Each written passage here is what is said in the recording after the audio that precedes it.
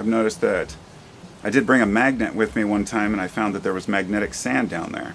And it turns out that there's quite a bit. So, of course, when rocks break down into sand, if there's a lot of iron or ferrous metals, which are magnetic,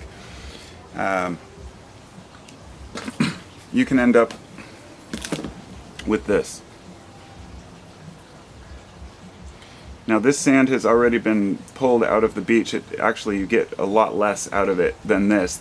This was like an hour of work to get all this, and then you have to further refine it down into its purer form, if you will. So I'll show you how that looks.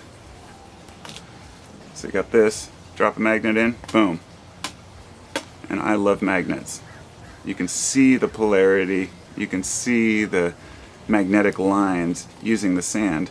And one of the coolest things about doing this, in my opinion, is that about 5 years ago I made a YouTube video where I built one of these. It was like two windows sandwiched between. Basically, I guess it was two cabinet glass doors put together, so there's a space between. And then I put the sand in there, and it made it kind of like more or less like a giant Etch-a-Sketch. Kind of like you can see if you put the magnet underneath, you can draw designs and probably do a variety of cool things if you wanted to. I've always been a little bit fascinated with this stuff. This sand over here, for example, is still loaded with iron. I just have to purify it. So to do that, I have to shake out the bad sand as much as I can, then I bring it over here and drop it off. And then I slowly lift it a piece at a time without touching the magnet to the sand itself.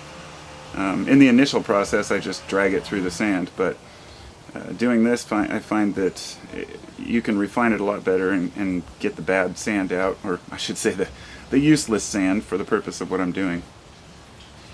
But I just thought I would share, since I've always found this to be kind of a fun thing to do. Magnets are, I don't know, they've always been fascinating to me. And just being able to see those magnetic lines, you know, you can make some cool projects, so I just thought I'd share. Thanks for coming along.